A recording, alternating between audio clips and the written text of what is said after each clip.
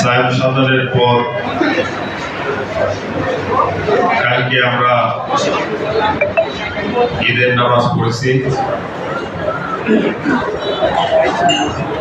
এই এক মাস আমাদের সবাই রোজা রেখে আল্লাহর নিকট তওবা করেছি। যে যেতে পারছি কোরআন তেলাওয়াত নামাজ পড়ে আল্লাহর নিকট মাপ চেয়ে নিয়েছি। তাই সবার আগে আমরা আল্লাহর নিকট শুকরিয়া আদায় করি আলহামদুলিল্লাহ। এবং সবাই আমরা দোয়া করব আগামী রমজান মাসে যেন আমরা পাই, আল্লাহ যেন সেই সুযোগটা আমাদেরকে দেয়। রোজার পবিত্র মাস, এই সময়তে আমরা শুনেছি আল্লাহর নিকট যা চায় বান্দা তাই দেয়, এবং আমাদের এক বছরের গুনাহ মাফ করার এই একটা সুযোগ। সেইখান থেকে যেন আগামী বছরের জন্য আমরা এখন থেকে দোয়া করব আল্লাহ যেন আমাদেরকে সেই সুযোগটা দেন। এবং আমাদের আরেকটা দিকে খেয়াল রাখতে হবে যে রোজার যে কাজগুলো আমরা করেছি রোজার সময়তে, সেই কাজগুলো শুধু রোজার মাসেই শেষ করলাম তারপরে ভুলে গেলাম, এটা যেন না হয়। রোজার পরে যেন ধারাবাহিকভাবে আমরা এই ভালো কাজগুলো, নামাজ পড়া, আমরা পারলে প্রতি সপ্তাহে 2টা সোমবার বৃহস্পতিবার রোজা রাখা, মানুষকে দান খয়রাত করা, মানুষের ভালোবাসা কষ্ট না দেওয়া, এই কাজগুলো আমাদের করা। আমি সবাইকেই সর্বপ্রথম ঈদের শুভেচ্ছা জানাই। ঈদ মোবারক। ঈদ মোবারক। আপনারা কেমন আছেন? আলহামদুলিল্লাহ। এখানে উপস্থিত আছেন ডিস্ট্রিক্টের নেতৃবৃন্দ, থানার সিনিয়র নেতৃবৃন্দ, এমনকি আমার সামনে একটু আগে আমরা মিটিং করছিলাম, প্রায় সিরাজদিঘা থানার প্রতিটা ইউনিয়ন সভাপতি, সাধারণ সম্পাদক ছিলেন। আমাদের সামনে মহিলা নেতৃবৃন্দরা আছে, অঙ্গ সংগঠনের নেতৃবৃন্দরা আছে, এবং প্রতিটা ওয়ার্ডের সভাপতি সেক্রেটারি আছে অনেকেই। আর এলাকার এবং এই সিরাজদিঘা থানার সর্বস্তরে আমাদের নেতৃবৃন্দ, মুরব্বিয়ানরা, যুবক ভাইয়েরা এবং ছাত্র সমাজ, সকলকেই জানাই আবারও আমাদের বিএনপির পক্ষ থেকে, আমাদের এই বাংলাদেশের গর্বিত প্রধানমন্ত্রীর পক্ষ থেকে সবাইকে ঈদের শুভেচ্ছা। ঈদ মোবারক। ঈদ মোবারক। আপনারা নিজেরাও দেখতেছেন, বাংলাদেশের এই 18 কোটি মানুষ দেখতেছে বিএনপি কে ভোট দেওয়ার পরে কি ভুল করছে। আমাদের যে প্রধানমন্ত্রী, বিগত বাংলাদেশের হিস্ট্রিতে এরকম প্রধানমন্ত্রী দেখছেন আপনারা? আমাদেরকে শিখতে হবে ইনশাআল্লাহ।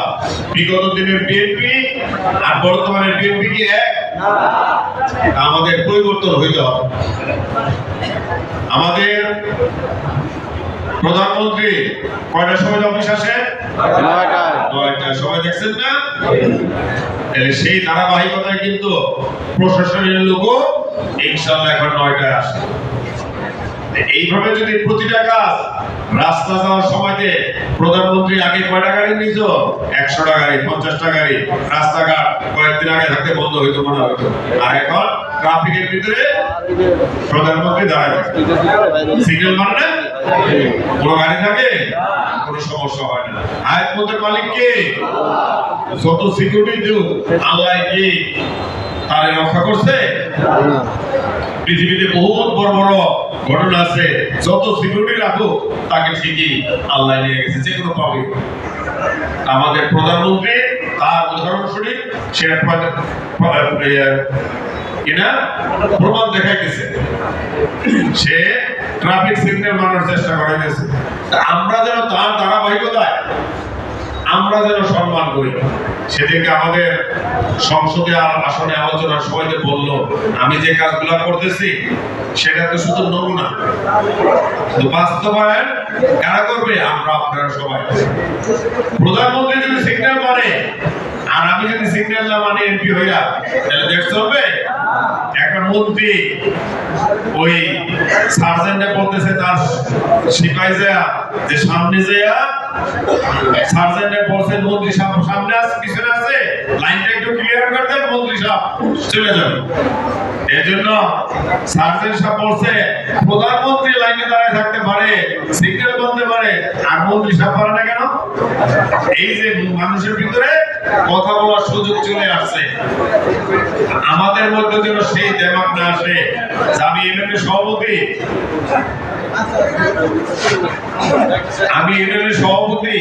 আমি ইউনিয়নের সেক্রেটারি, আমার ভিতরে যদি দেমাগ আসে তাহলে কিন্তু আমাদের সামনের অবস্থা খারাপ। আমাদের মধ্যে যেন সেই দেমাগ না আসে, সেই অহংকার না আসে, সেইখান থেকে শিক্ষা পাইতে হবে আমার প্রধানমন্ত্রী কি কাজগুলা করতেছে। আর আমাদের সবাইকে, যেহেতু আমরা এই বিগত বছর কত বছর কষ্ট করছি, নির্বাচনে আপনারা কষ্ট করছেন, আপনাদের চেষ্টায় এই মুন্সিগঞ্জ একের সর্বস্তরের জনগণের ভোটেই তো আমি সংসদে যেতে পারছি, তাই না? সবাইকে আমার ধন্যবাদ দিতে হবে এবং সবার মনের আশা পূরণ করতে হবে না। আগে দেশের, তারপরে হইল 4000 এলাকা। আমি যে কাজগুলা করতেছি, আপনারা কি মনে করেন কাজ করতে গেলে তো আমার ভুল হবে, আর আমার কাজ আমি তো বলতে পারবো না ভালো করি না খারাপ করি না। আপনারা দেখেন কেবল দুই একটা কাজ করতেছি, সেটা ঠিক হয় কিনা জানি না, চেষ্টা চালাই যাচ্ছে।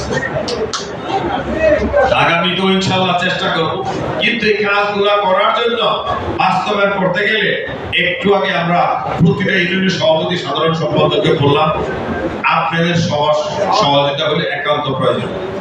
আমি প্রতিটা মিটিংয়ে বলতাম, প্রতিটা সময় বলতাম যে দেখেন এক একটা ইউনিয়নে 2000 হইল আমাদের বিএনপির নেতৃবৃন্দ, আর ভোটার আছে 20000। তার মানে বাদ বাকি 15000 কিন্তু নন পলিটিশিয়ান, কোনো দল করে না। তাদের সাথে আমাদের সম্পর্কটা ওইরকম করতে হবে যে এই 15000 লোক যেন বলে যে না বিএনপির মধ্যে আর আওয়ামী লীগের তফাৎ এটাই, বিএনপির লোক মানুষ ভালো। সেই ভালোবাসাটা দিতে পারলে ইনশাআল্লাহ আমাদের সামনের বহুত কাজ বাকি আছে।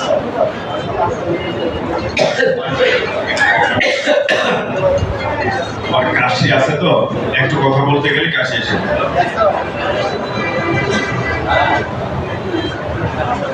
আপনারা এখানে যারা আছেন সবাই আমার খুব কাছে।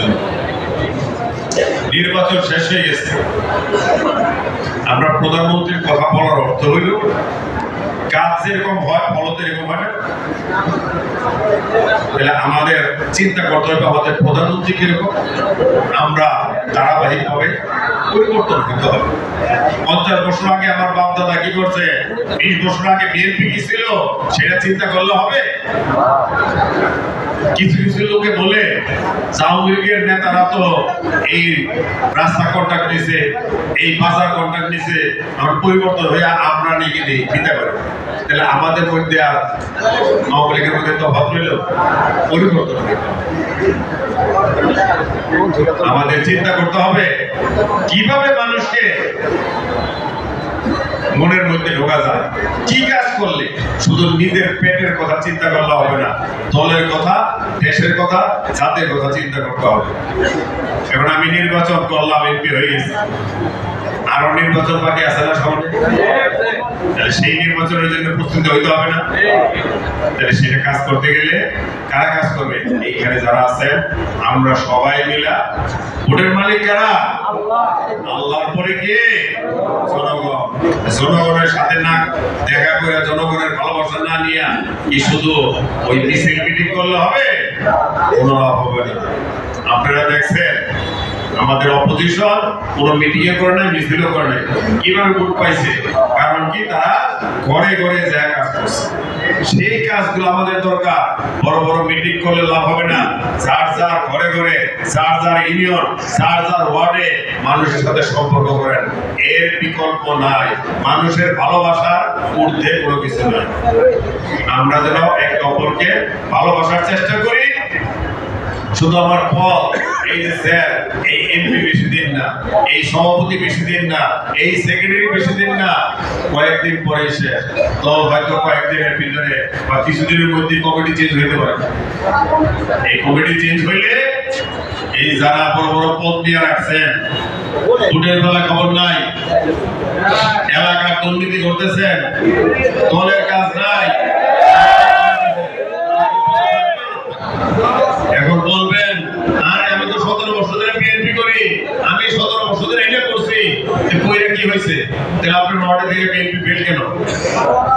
কেন ফেল? এই জবাব দিতে হবে না? তাহলে আপনার থানার বড় নেতা কি করছেন? কি করছেন? এই জবাব দিতে হবে। বড় বড় পদ নিয়ে বসে রয়েছে, সেগুলি ভাই করতে গেলে কিন্তু আপনার আমার নেতা কি করে সেটা দেখতে হবে। বিএনপির পরিবর্তন আসছে না? পল্টন অফিসে কোনো লোক যায় এখন? কোনো লোকজন যায় না। আমার প্রধানমন্ত্রী গেলে কি ছাত্র দল, যুব দল, অমুক দল লগে লগে যায় মিছিল? যায় না। মিছিল নিয়ে লাভ নাই, হুন্ডা দেখায় লাভ নাই। আমি যদি বাইরে হলাম এমপি সাহেব 50টা হুন্ডা নিলাম, ওই যুব দল ছাত্র দল নিয়ে গেলাম, জনগণ কি করব? আওয়ামী লীগের মধ্যে আর বিএনপির মধ্যে তফাৎ নাই। এর জন্য কিন্তু আমি একা একা চলি। মানুষ এটা পছন্দ করে না করে না? আমাদের দেখতে হবে এটা পছন্দ করে কিনা। আমি বাসি পোয়া আমার হুন্ডা ভর দিয়া মানুষের কষ্ট করলাম, কষ্ট দিলাম, মানুষ এটা পছন্দ করে। এই জিনিসগুলো আমাদের থেকে বাইরে দিতে হবে। এখন মনে করবেন ইলেকশন শেষ, এমপি তো বিনা গেছে, আমাদেরকে ডাকে না, খোঁজে না। এর জন্য আপনাদেরকে আজকে ঈদের শুভেচ্ছার মধ্যে কিছু বলা। আপনারা আমার ফ্যামিলির লোক, আপনারা আমার সবকিছু। ভালো হইলো আপনাদের, খারাপ হইলো আপনাদের। তারপর আমি বলবো ইনশাআল্লাহ এইভাবে আমরা প্রায় বসবো। আর প্রতিটা ইউনিটের সভাপতি সেক্রেটারিও বসবো, তারাও যেন ইউনিটে বসে। আমাদের সমস্যা হলো আমরা কথা বলি বেশি, কাজ করি কম। আমরা যেন কাজ করি বেশি, কথা কম বলি। প্রতিটা ইউনিটে এখন থেকে দেখতে হবে প্রতি মাসে একটা মিটিং হয় কিনা। ওই ইউনিটের সভাপতি সেক্রেটারি, ওয়ার্ডের সভাপতি সেক্রেটারি অঙ্গ সংগঠন নিয়ে মিটিং করলে আজকে যে আলোচনাগুলো হয় সেই ধরনের আলোচনা যদি হয়, তাহলে কিন্তু আমাদের সামনের কাজগুলা আমরা সুন্দর মতো করতে পারবো এবং আমাদের রাস্তা ক্লিয়ার হবে। আজকে ঈদের দিন, ঈদের শুভেচ্ছার মধ্যেও আমি কিছু কথা বলে ভাবলাম, যেহেতু রাজনীতি করি জানি না এগুলো ভুল হয়েছে কিনা। এখন এগুলো না বললে তো পাই না। আমি আশা করবো ইমিডিয়েটলি আমরা কিছুদিনের মধ্যেই আবার এই আলোচনা করার জন্য আপনাদেরকে ডাক দিব। তবে আমি অনুরোধ করবো ভাই হিসাবে, বন্ধু হিসাবে এই ঈদের শুভেচ্ছা জানাইয়া মাহে রমজানের পর আমাদের মন পবিত্র, আমরা সবাই নামাজ পড়ে আল্লাহকে দোয়া করছি আমরা যেন খারাপ পথে না যাই। আজকেও আবার দোয়া করবো আমরা যেন খারাপ পথে না যাই, মানুষের যেন সেবা করি। তাহলেই কিন্তু জনগণ চিন্তা করতে পারে বিএনপি তো পরিবর্তন হয়ে গেছে, বিএনপির নেতা যেরকম বিএনপির কর্মীরা তো পরিবর্তন হয়ে গেছে। প্রধানমন্ত্রী কি করে সেইটার ধারাবাহিকতা আমাদের চলতে হবে। আমরা যদি সেই পরিবর্তন হতে পারি ইনশাআল্লাহ পরিবর্তন ঠিক হবে। আমার বাড়ির পাশে অন্যায় হইতেছে, নেশা হইতেছে, মাটি কেটে নিয়ে যেতেছে, কথা বলি না, খালি বলে প্রশাসন। আর প্রশাসন কি করবে? একটা থানায় থাকে প্রশাসন 50 জন, এরা কি করবে? একটা ইউনিটে কত হাজার লোক।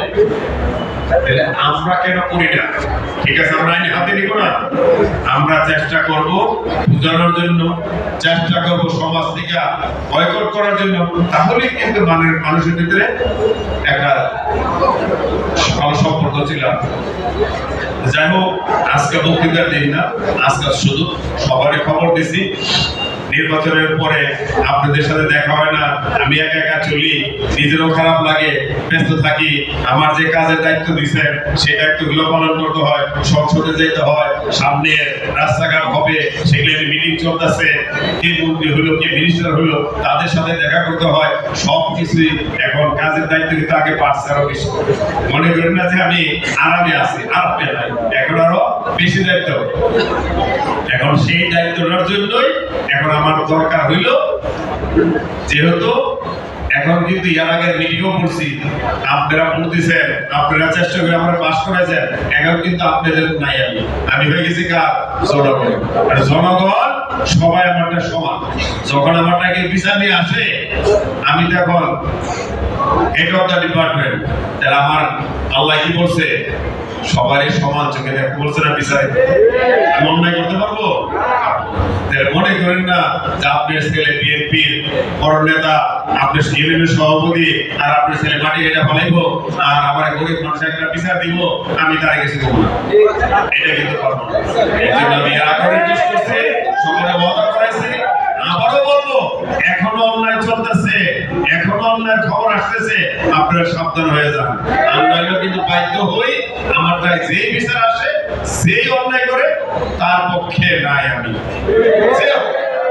ডাইরেক্ট পুলিশে বলে দিয়েছি।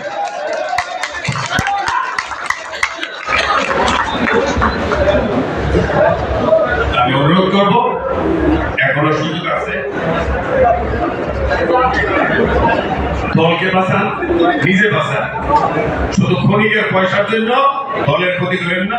17 বছর বহুত কষ্ট করছেন, একটু এই সামনে যে আমাদের ভোট নির্বাচন, এই নির্বাচনে যেন আমরা ভালো হতে পারি।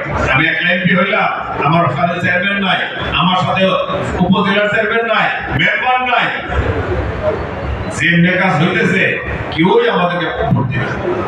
তাই আমি অনুরোধ করব, এখনো সুযোগ আছে, প্রতিটা লোক পরিবর্তন হন। কিভাবে জনগণের কাছে যাবেন নিজেরা নিজে প্রশ্ন করেন। আমার এগুলো লাভ নাই, বলবেন যে স্যার ধরাই দিয়ে বা ভাই ধরাই দিয়ে, ধরানোর কিছু নাই। আল্লাহ জনগণের যোগ আছে।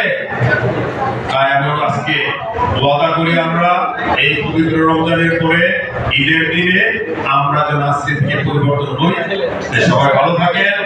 আবারও আপনাদের নিকট দোয়া চেয়ে এবং আপনাদের সবাইকে আমার আন্তরিকতা ভালোবাসা রেখে এবং আমার প্রধানমন্ত্রীর ভালোবাসাকে আজকের মতো এখানে বিদায় নিচ্ছি। আবারও সবাইকে ঈদের শুভেচ্ছা জানিয়ে এখানে বিদায় নিচ্ছি। আল্লাহ হাফেজ। ঈদ মুবারক, ঈদ মুবারক, ঈদ মুবারক, ঈদ মুবারক। আসসালামু আলাইকুম। ধন্যবাদ।